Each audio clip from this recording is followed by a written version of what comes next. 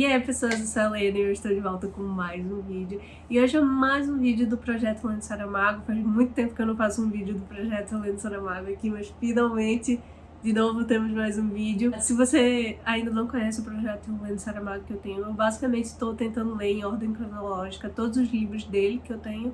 Eu não tenho todos, porque alguns livros dele é bem difícil de encontrar, tanto nas edições novas quanto nas antigas aqui do Brasil. Mas na medida que for chegando, eu vou adicionando e tentando encaixar dentro do projeto de alguma forma. E antes da gente começar o vídeo em si, tá? Deixa eu só fazer uma pequena observação. Meu cachorro está aqui, tá? No quarto, enquanto eu estou gravando. Então, se vocês escutarem algum barulho, alguma coisa, enfim, é ele. Ele tá dormindo agora. Às vezes ele dá uma roncadinha, não necessariamente uma roncadinha, mas ele meio que fala dormindo. Então, enfim, se vocês escutarem alguma coisa, provavelmente é o neném, mas ele tá bem quietinho agora, tá bem tranquilo. E parece estar com um sonho também tranquilo. Que às vezes ele sonha muito, esse cachorro. Então, assim, às vezes a gente só escuta ele balançando assim as pernas. Aí quando a gente vê, ele tá sonhando e fica... Mas enfim, vamos lá. Qual é o livro que a gente vai falar? Vocês já sabem, porque tá no título do vídeo. Hoje a gente vai falar sobre Levantado do Chão. É engraçado, porque na internet tá como se ele tivesse sido publicado pela primeira vez em 1980. Mas aqui, tem aqui dizendo que a primeira edição foi de 1979. Então vamos com 1979, né? É o ano desse livro. E esse livro aqui de Saramago, ele vai acompanhar a trajetória dos Mau Tempo, que é uma família de lavradores, certo? Então é uma família bem pobre de Portugal. E aí a gente vai acompanhar algumas gerações dessa família. A gente vai focar mais em alguns personagens dessa família do que outros, mas de forma geral a gente vai acompanhar essa família, certo? Então a gente começa a acompanhar no início do século XX e vai até 1974, que é quando acontece a Revolução dos Cravos em Portugal. A gente vê levemente a transição do período monárquico de Portugal para a República, para depois a ditadura, até a Revolução dos Cravos, que foi a revolução que trouxe a democracia de volta, né? Que no caso tirou a ditadura do poder. A história principal do livro é essa, é a gente acompanhar esses personagens ao longo dessas décadas, né, bem marcantes, e como foi a vida deles, principalmente dentro da ditadura, como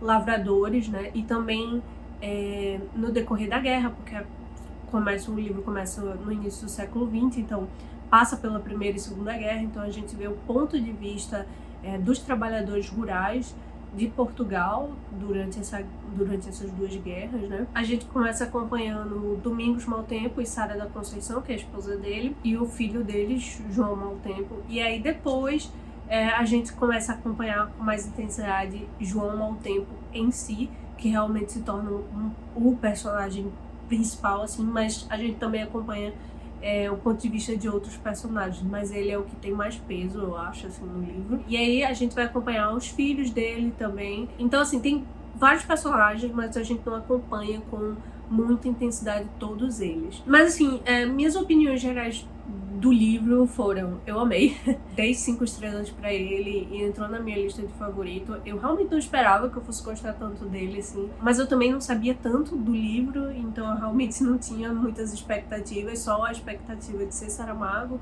então eu sabia que a probabilidade de eu não gostar de jeito nenhum era quase zero. Eu realmente gostei muito e foi bem diferente de outros livros que eu já li dele, na questão de, assim, tem a crítica social aqui que é muito dele, mas trouxe uma faceta diferente, esse foco na realidade rural de Portugal, que até então eu não tinha visto muito nos livros dele, né? A gente sempre viu uma coisa mais urbana, por mais que nos livros que eu li dele, ele foque em reflexões e críticas diferentes, mas ao mesmo tempo similares, assim, não teve esse foco específico que teve aqui, então foi uma mudança bem interessante. Dá pra ver muito dele aqui nesse livro, bem mais do que no primeiro romance que ele escreveu, né, que foi Claraboia. Pelo menos eu acho que esse foi o primeiro romance que ele escreveu, ou será que foi Terra do Pecado mesmo?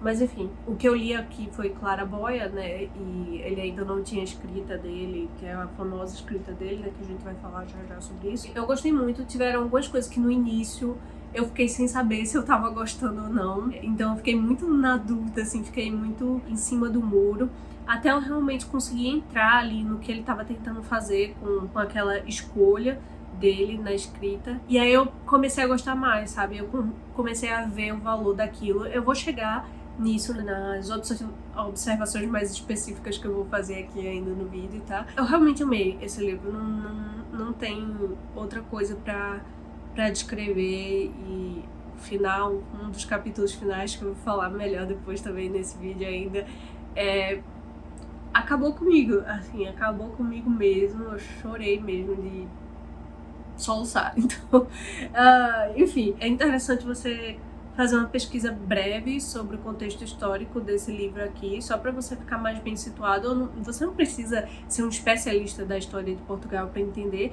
mas é importante ter algumas coisas em mente que eu vou falar aqui também. E também acrescenta mais ainda a leitura saber a história de Saramago, uma parte da história pelo menos, assim, o essencial da história dele, porque esse livro não é autobiográfico nem de longe, mas ele fala de uma realidade que a família dele conheceu bem, né? Enfim, é isso. De opiniões gerais é isso. Eu adorei, gostei muito.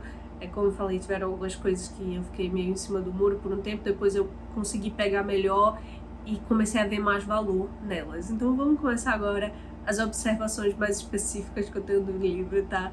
E é isso. E aí, se vocês não quiserem spoiler especificamente, eu vou tentar não especificar muita coisa, mas vai ter alguns spoilers, tá? Desculpa. Começando com o contexto histórico e político de Portugal dentro desse livro aqui, que eu acho interessante a gente observar. Como começa no início do século XX, esse livro ainda se pega aqui um período monárquico, que na verdade era a monarquia institucional, que ficou em vigor até 1910, que é exatamente quando o livro começa. Então ele fala um pouco aí sobre essa troca de poder, né?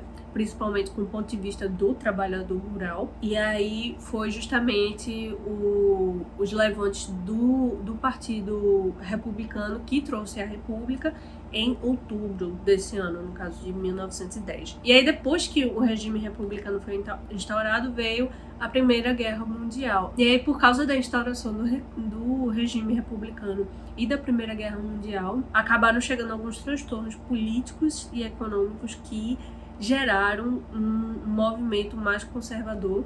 E aí, em 1926, tem o golpe de Estado, né, que instalou a ditadura, e aí também trazendo uma nova constituição para o país. E aí Salazar, que é o nome mencionado aqui, ele não é um personagem do livro, tá, mas ele é mencionado como o líder do país, né, justamente porque ele foi o ditador de Portugal, né, um ditador de Portugal. Ele assumiu em 1932, certo?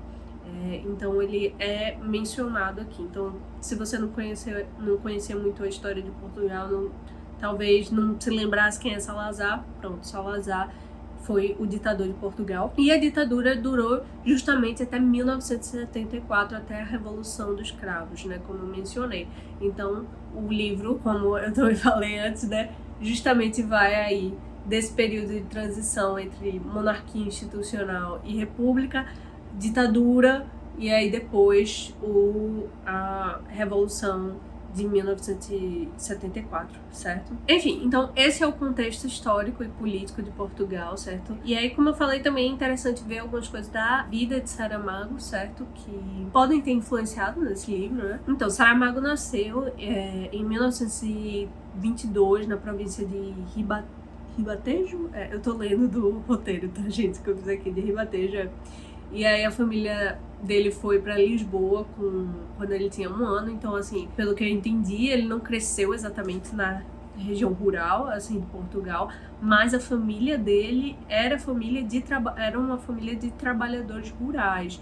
Então, assim, ele realmente não cresceu com dinheiro, tá? Ele passou realmente dificuldade, tanto é que ele não pôde fazer faculdade por conta das condições da família. E aí ele acabou fazendo um curso técnico em serralheria mecânica. Por mais que a família tenha se mudado para Lisboa quando ele era muito novo ainda, um bebê, ele teve contato com esses trabalhadores rurais, que era a família dele, né? Então ele pôde ver. E talvez, sei lá, ele tivesse... Eu não sei, tá? Isso aí teria que ser uma pesquisa muito mais a fundo. Eu não fui tão a fundo assim para esse vídeo, certo? Mas talvez ele tivesse, né, familiares ainda vivendo no meio rural. Então, é uma realidade que ele estava conectado de alguma forma. E aí, ele também cresceu na época ditatorial, né, de Portugal. Ele era comunista, então ele era ativo politicamente. Ele tem muitas coisas aí que se conectam com o livro, certo? É uma realidade aí que ou ele viveu na pele, no caso da ditadura, né? Não estou dizendo que ele necessariamente viveu na pele o que as pessoas vivem aqui por causa da ditadura, mas é uma realidade em que ele estava ali, que ele estava lutando contra. É bem interessante porque o livro é realmente um retrato bem forte do mundo em que ele nasceu e cresceu. Não que os outros livros não sejam, até porque eu acredito que tudo que um escritor escreve, querendo ou não, faz parte do que ele, de onde ele cresceu, nasceu, o que ele viu ou o que ele observou, sem necessariamente ser algo biográfico. Mas nesse caso específico, vendo essas similaridades da história e da vida dele, dá pra ver que tá muito mais ligado do que necessariamente uma coisa só do tipo, é uma coisa que eu observo no mundo, entende? Agora, sobre a escrita e observações mais específicas que eu fiz do livro, aqui, né, ele já tá com a famosa escrita dele, né, sem travessão, com parágrafos gigantes e tal, que é aquela coisa que algumas pessoas levam um susto, né, quando vão começar a ler, ou então tem gente que vai desavisado, como eu já vi no Goodreads, né, algumas pessoas achando que ele escreve mal, ou que ele não sabe usar vírgula e pontuação e travessão. Eu rio muito com essas avaliações da galera que realmente não sabe que era intencional o que ele tava fazendo. Mas enfim, aqui, eu acho que eu já comentei isso aqui no canal, com certeza. Essa escrita dele é uma tentativa de oralização, né, justamente pra você ler tudo de uma vez, como se não tivesse pausas. Não precisa da pausa do travessão, não precisa de um ponto de interrogação, porque quando a gente tá falando, a gente não usa isso, né? A gente usa a entonação, a velocidade com que a gente fala as coisas, né? Então é isso que ele quer fazer na escrita. Então ele escreve fazendo isso e a gente tem que ler fazendo isso. E é lógico que ele dá pequenas dicas de como a gente lê, né? Como eu falei, eu acho que no vídeo de Clara Boia, né? Essa coisa de que ele não demarca fala de personagem é um grande mito, tá? Ele sempre demarca, só que ele não demarca com travessão nem com aspas, né? Ele coloca uma vírgula e depois da vírgula vem uma letra maiúscula e aí você já sabe que tá começando a fala de alguém, certo? E logo depois da fala, geralmente ele indica quem tá falando, ou se é uma pergunta ou não. Aí a diferença é que quando você olha na página, assim, o texto corrido, realmente você vê uma coisa corrida, você vê uma coisa só. Então é justamente esse fluxo, como se fosse um fluxo da fala de uma pessoa, né? Que não tem essas pausas, não tem esses indicativos, simplesmente vai, que é uma coisa que eu adoro, né? Vocês já sabem. E aí uma coisa que eu queria ler aqui pra vocês é uma citação inicial aqui do livro, que eu acho que ele resume bem a reflexão do livro de forma geral. E eu pergunto aos economistas políticos, aos moralistas, se já calcularam o número de indivíduos que é forçoso condenar à miséria, ao trabalho desproporcionado, à desmoralização, à infância, à ignorância crapulosa, à desgraça invencível, à penúria absoluta para produzir um rico. Almeida Garrett. Claro que o livro é mais do que isso, mas assim, ela resume muito bem o que Saramago tá querendo trazer aqui, sabe? E as críticas gerais que Saramago sempre faz ao longo dos livros dele, né? Que é justamente, enfim, né? Ele era um comunista, mas justamente essa questão do acúmulo de riqueza, como essa riqueza é gerada e o fato dessa riqueza do trabalhador que gera essa riqueza não poder usufruir dessa riqueza, não ter nem o que comer, enquanto quem emprega esses trabalhadores está se esbanjando aí e ainda reclama de estar pagando nada. Então, assim, é sempre uma reflexão importante, eu acho, da gente fazer de aquela pessoa é rica, podre de rica, mas como é que ela ficou podre de rica? Quantas pessoas não foram pagas devidamente para que essa pessoa pudesse acumular os lucros dela? Quantas pessoas não tiveram direitos trabalhistas para isso? Mas aqui, depois da citação inicial, nós começamos o livro, e aqui o primeiro parágrafo, eu realmente fiquei animadíssima na hora que eu li, porque ele me lembrou muito o primeiro capítulo do Evangelho segundo Jesus Cristo. Por quê? Porque no capítulo do Evangelho segundo Jesus Cristo, ele basicamente descreve uma pintura, né, que tem a ver com a crucificação. Mas aqui, ao invés de descrever isso, né, porque é outro livro, ele vai começar a descrever a terra. E através da descrição da terra em si, né, a terra como não só como um bem natural, não só como paisagem, mas a terra como bem individual, né, no caso, como propriedade. E aí como essa terra virou propriedade e foi dada para pessoas específicas, e como qual era a intenção de se dar esses latifúndios para essas pessoas na época da monarquia, né? No caso de gerar riqueza, e o gerar riqueza através da exploração de pessoas. Então, esse primeiro capítulo aqui é sensacional. Assim, sensacional mesmo. Então, assim, eu acho que foi um capítulo maravilhoso para começar esse livro. E eu gostei muito dessa conexão que eu consegui fazer com o Evangelho segundo Jesus Cristo. E foi uma ótima introdução de forma geral, porque a gente já tem um objeto central do livro, né, que é a terra, mas não só a terra em si, mas o que acontece dentro dessa terra, que no caso seria a realidade dos trabalhadores rurais, né? Então ele já dá um vislumbre muito bom das discussões que ele vai trazer no decorrer do livro. No decorrer do livro, uma coisa que eu observei e que é bem interessante é a troca de interlocutores. No caso, no início, você se sente como se o livro estivesse falando como qualquer outro livro de Saramago, né? Porque os narradores de Saramago são muito ativos, né? E geralmente trazem muito a opinião dele, seja de forma mais direta, seja através de sarcasmo. Mas nesse caso, o narrador é muito ativo, mas não só nisso, a gente vê como se fosse uma conversa entre interlocutores no meio da narração. E no começo, tanto é que quando eu comecei a perceber isso, eu fiquei, gente, é fulaninho que tá narrando isso, é Antônio Maltempo, que é o filho de João Maltempo, né, que é um dos personagens que a gente vai mais acompanhar aqui. Gente, não percebi. E o interlocutor é o Padre Agamedes, que é o padre que também tá aqui no livro, né. Meu Deus do céu. Só que aí eu fui percebendo que o narrador ia mudando, e o interlocutor também, né, o narrador e o ouvinte, no caso, ia mudando no decorrer do livro. Eu fiquei meio em cima do muro por um tempo, porque eu não estava esperando isso, essa troca de interlocutores no meio da narração, mas depois de um tempo eu consegui assimilar melhor. Era isso que eu estava falando, que eu fiquei em cima do muro e depois fui assimilando melhor, porque o que isso faz é dar a sensação de que todo mundo está contando a história ao mesmo tempo, mas que ao mesmo tempo uma pessoa específica está contando a história. Então é uma história muito plural, porque fala de uma realidade geral dos trabalhadores rurais em Portugal na época ditatorial, mas ao mesmo tempo a gente consegue ver a individualidade de cada um, o sofrimento de cada um. Por mais que tenha algo que os conecte de alguma forma, cada um é um.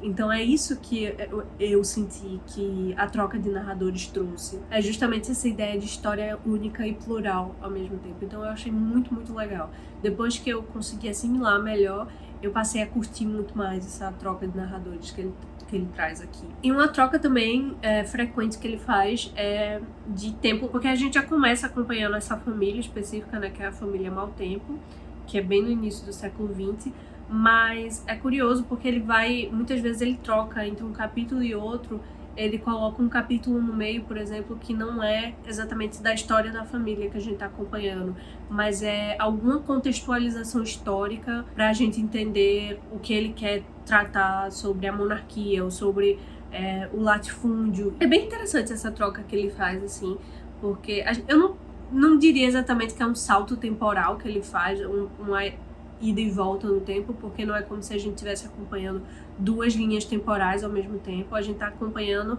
uma linha temporal específica, que é a da família Mau Tempo, mas ao mesmo tempo ele traz esses capítulos de reflexão e às vezes de divagação mesmo sobre a história de Portugal, né, a história rural de Portugal especificamente, mais especificamente ainda a história do latifúndio, né, que é uma coisa que ele martela muito aqui. E aí eu separei aqui pra gente poder ver melhor algumas características recorrentes que a gente observa e dentro do tema principal que ele traz, que eu queria mencionar aqui pra vocês. Então, características recorrentes: a escrita dele, né? O sarcasmo, que lhe é peculiar, não é mesmo? O deboche, principalmente o deboche do machismo, que assim, é muito bom. Nossa senhora, não tem nada melhor do que ler Saramago tirando onda de macho. Enfim, é muito engraçado. Tem umas coisas assim que eu rio alto lendo Saramago. Também tem críticas à igreja, né? Lembrando que Saramago ele sempre critica a igreja, a instituição, tá? Ele não critica a fé, nem duvida da fé de ninguém, certo? E também um ponto de vista muito particular dele, né? Porque ele cresceu num ambiente católico, então, e aí depois ele se identificou como ateu. Então, assim, essas críticas também vêm pelo que ele viveu, né? Pelo que ele viu. Então, é bem interessante como ele traz aqui, principalmente porque aqui ele vai falar mais da igreja como massa de manobra, né, para a ditadura e também para as pessoas ricas, para os latifundiários, né, que é algo que ele já tratava um pouco, mas as críticas que eu vi em outros livros dele, a instituição da igreja, é mais em relação a como a igreja interpreta o evangelho, a moral da igreja, né, como a igreja pode ser hipócrita em muitas coisas. Então, enfim, nesse caso específico ele traz uma coisa ainda mais diferente, assim, né, que é justamente essa questão da ligação da igreja, latifúndio e Estado. Indo pro tema principal, né, que é justamente a história dos mau tempo, a questão da ditadura, do latifúndio, da realidade rural, ele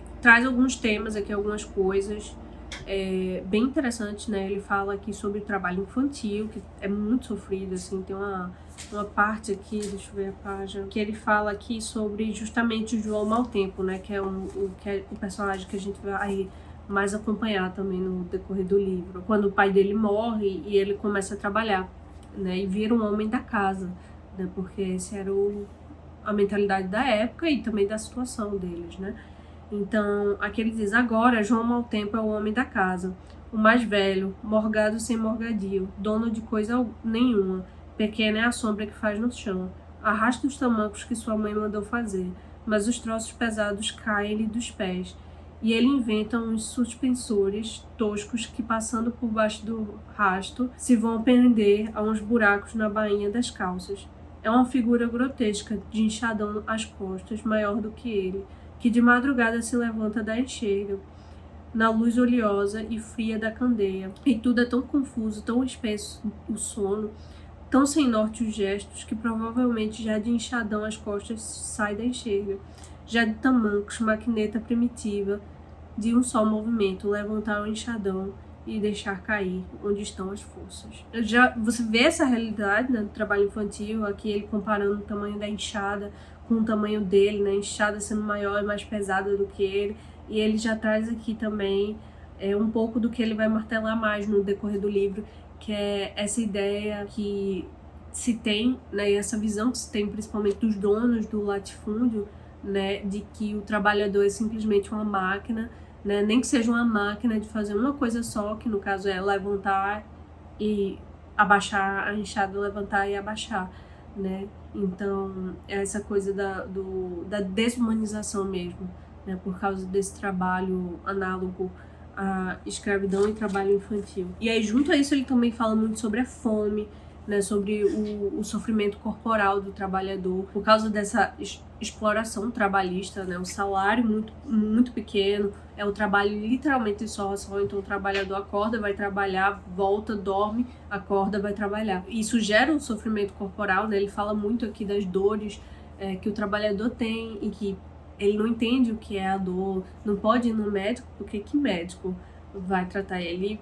Vai fazer o quê? Vai parar de trabalhar? Não pode parar de trabalhar, porque senão fica sem a comida que já nem tem. E aí tem uma parte aqui que eu marquei assim de cochete, porque era basicamente tudo aqui, que ele narra aqui justamente com a lógica que essas pessoas que têm dinheiro, né, as pessoas que estão em cima têm, mesmo que elas não digam isso, né, verbalmente mesmo, tá intrínseco ali, é uma coisa estrutural já, né, nelas, que é justamente essa ideia de que eles nasceram para trabalhar. Então ele fala que estes homens e estas mulheres nasceram para trabalhar, são gado inteiro ou gado rachado, certo? Então ele comenta, que eu não vou ler tudo porque é muita coisa, mas ele fala que como se nasce ou se tira do útero, né, e se espera o mínimo possível para que tenham força e destreza para fazer alguma coisa, mesmo que seja uma coisa só, para sempre, né?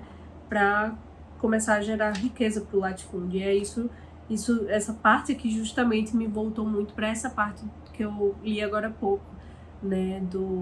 De João Maltempo começando a trabalhar, né?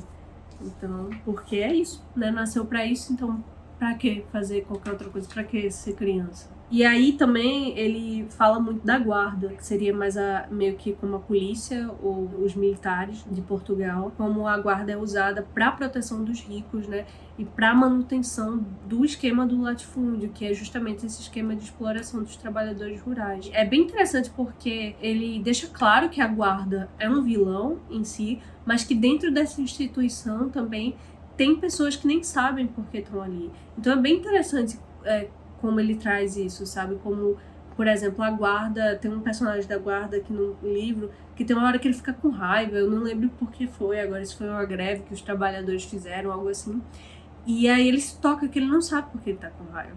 Então, nesse momento, assim, você vê mesmo que, assim, não tem interesse para ele. Mesmo que ele ganhe algum suborno, não é quase nada comparado ao que o latifundiário ganha, ao que o latifundiário acumula de riqueza, né? Então, assim, ele é pobre como os outros, só que a diferença é que ele recebe um tratamento um pouquinho privilegiado, né, dos que realmente têm dinheiro, dos que não são pobres. Também fala sobre capataz, né, de fazenda também tem o capataz também tem essa ilusão de que é diferente, ou que não faz parte dos trabalhadores rurais, mas que ele faz, né, na verdade. Então é o pobre que oprime o próprio pobre como uma forma de sobrevivência. Não quer dizer que tá certo, mas é uma análise que ele faz, que realmente é assim que acontece. Então, a gente tem esse uso, né, da guarda, uso dos capatazes e também, como eu mencionei, da instituição religiosa para manter os trabalhadores,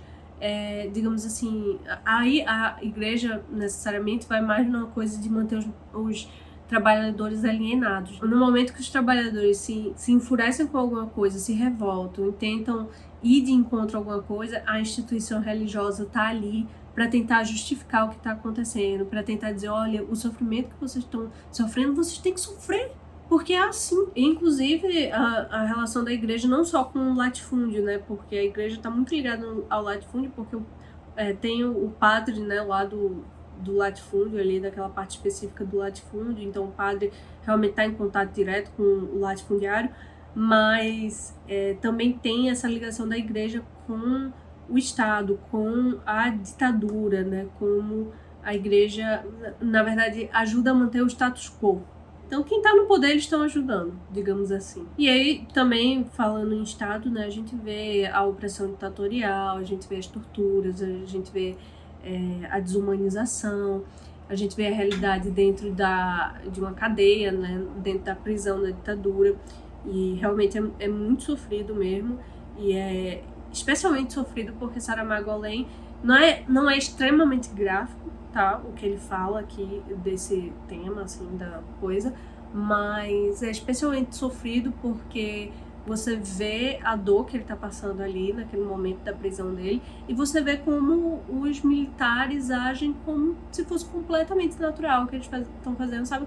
Como quem vai pro escritório, sabe, carimbar papel, pronto, eles agem como se fosse isso. É interessante porque Saramago traz esses dois lados da moeda, ele traz a guarda do latifúndio especificamente, que tá ali porque é um emprego e que nem se toca que está sendo usada para oprimir a própria classe, mas ao mesmo tempo ele também traz com mais intensidade essa coisa dos militares realmente como pessoas ruins, né?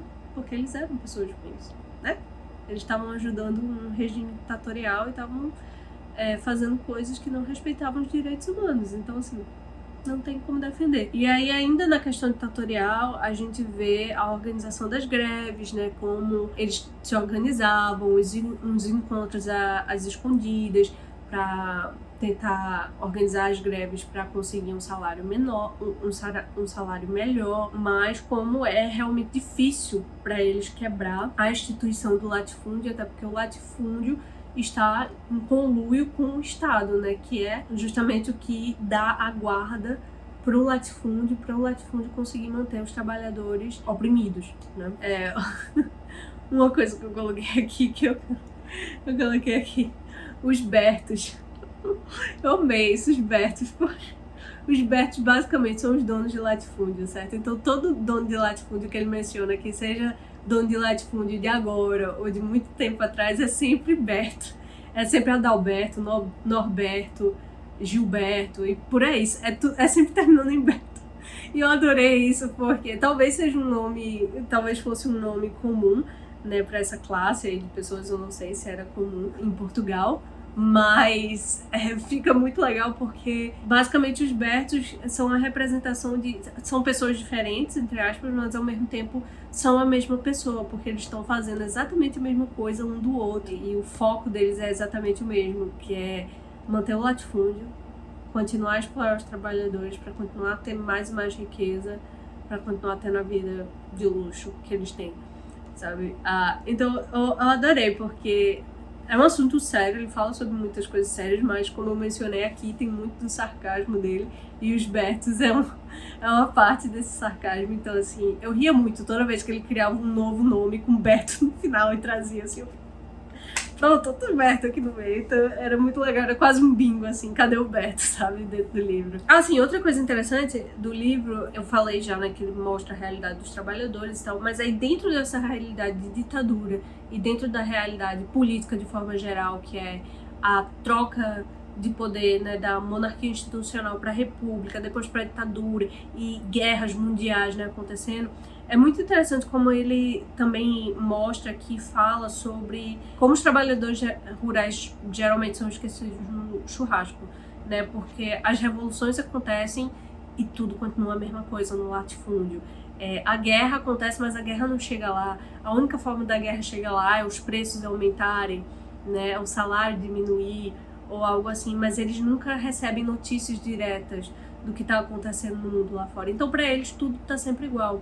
Então, por isso que é ainda mais interessante observar essa coisa de como eles começam as greves e os levantes e tal para conseguir um salário melhor, porque eles não fazem noção do que está acontecendo, por exemplo, em Lisboa, sabe, o que está acontecendo nas cidades maiores, assim, das pessoas que estão se juntando, de quantas mais pessoas são que estão lutando para derrubar a ditadura e reivindicando mais direito para trabalhadores. Eles ficam muito ilhados nesse sentido dentro do latifúndio, que é uma coisa realmente intencional, né? Tanto é que todo mundo que gere o latifúndio está ali tentando fazer isso, né? Deixar os trabalhadores alienados. Mas aí, apesar disso, em contrapartida, os trabalhadores também acabam sendo forçados, por exemplo, a participar de comícios políticos que eles nem sabem o que está acontecendo, mas tinham que participar para não perder o emprego. Mas é isso. Mas assim, falando de uma coisa boa, assim, que é boa, mas ao mesmo tempo é emocionante e ao mesmo tempo é meio triste, porque você vê como assim, as exigências estão muito baixas, sabe? Mas ele tem uma parte aqui que ele fala sobre as pequenas alegrias da realidade desses trabalhadores, que é quando o neto, a neta, na verdade, de João Mau Tempo nasce, né, filha da filha dele, Gracinda, com outro personagem aqui, Manuel Espada. Uma das pequenas alegrias, no caso, é justamente o nascimento dessa menina. Mesmo que eles não tenham nada, mesmo que muitas vezes é difícil para eles comer, essa coisa de trazer uma nova vida, de olhar nos olhos, né, os seus descendentes ali, tem uma emoção ali. Então é muito, muito bonita essa parte, assim, e é especialmente bonita, assim, no meio de tanta coisa conturbada, de tanto sofrimento e tal, esse momento de respiro para eles. Então realmente é muito, muito bonita essa parte. Aí ele fala que Manuel Espada não traz presentes, nem de aqui, nem de além. Estende as mãos e cada uma delas é uma grande flor. Desgracinda, não sabe outra palavra e dá-lhe um beijo na face. Um só, mas este único beijo não sabemos que tem para assim nos apertar a garganta. Ainda se fôssemos da família, mesmo que tivéssemos alguma coisa que dizer neste passo, não poderíamos. E no momento de tais gestos e murmúrios particulares é que Maria Adelaide abre os olhos. Parecia mesmo que estava à espera. É a sua primeira habilidade de criança. E vê um grande vulto e as grandes mãos abertas. É seu pai. Ainda lhe falta saber o que significa. Mas sabe o Manuel Espada, a tal ponto que o coração é como se lhe despegasse do peito. Tremem-lhe as mãos desarmadas, como há de ele pegar na criança que é sua filha. Os homens são uns desajeitados. E então Gracinda Espada diz: é parecida contigo. Pois será que nessas idades, tão poucas horas, nunca se sabe. Enfim, é muito lindo, sabe? Ele chegando. E assim, é triste porque ele meio que estava em casa para tentar pegar o nascimento da filha, mas ele teve que voltar a trabalhar porque acabou que a filha não nasceu. E aí nasceu enquanto ele estava no trabalho, então ele volta correndo, infelizmente ele perde o nascimento da filha, né? Porque não existe licença paternidade e maternidade nessa realidade aqui, infelizmente, não é mesmo? Então é muito triste que ele perde isso, mas aí ele chega lá e ele vê a filha dele e o mundo para, então assim...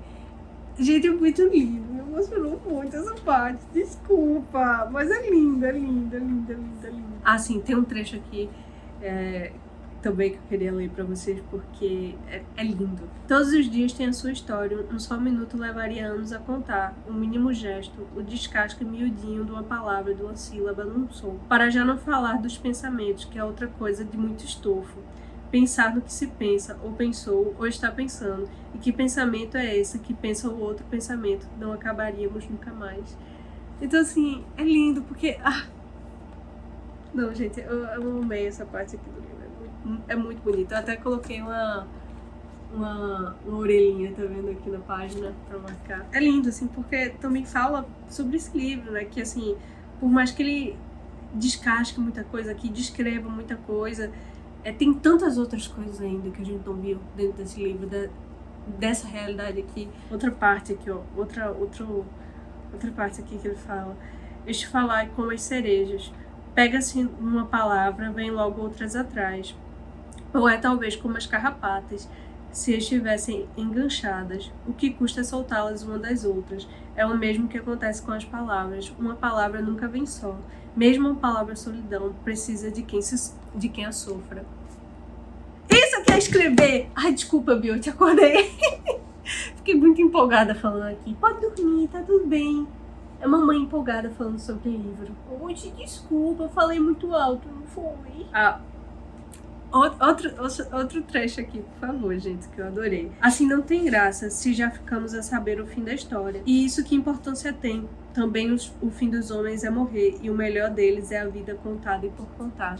É interessante essa fala aqui, especificamente, de a gente já sabe onde a história dos homens termina, que é a morte, mas o que é interessante é justamente ver a história. Saramago, se você estava achando que isso ia me preparar para um dos capítulos finais do livro, não me preparou, tá? Porque eu sei que a vida dele ia acabar morrendo, porque todo mundo morre um dia, mas precisava ser nesse livro, poxa.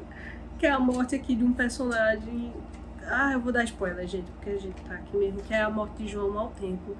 Minha gente, esse capítulo da morte dele acabou comigo de verdade. Eu realmente solucei de chorar, eu não sei não o que explicar, porque você acompanha literalmente a vida toda dele aqui, você acompanha ele menino, começando a trabalhar e sofrendo, e aí as pequenas alegrias que ele tem, que é conhecer a esposa dele, começar a namorar, decidir se casar, fugir junto pra se casar, e aí depois ter os filhos, e aí depois ver a neta e olhar os olhos da neta, que é igual ao dele, que ele tem um olho azul, que é bem raro, mas que tem ao longo da família dele algumas pessoas com olho azul, e aí a neta dele tem um olho...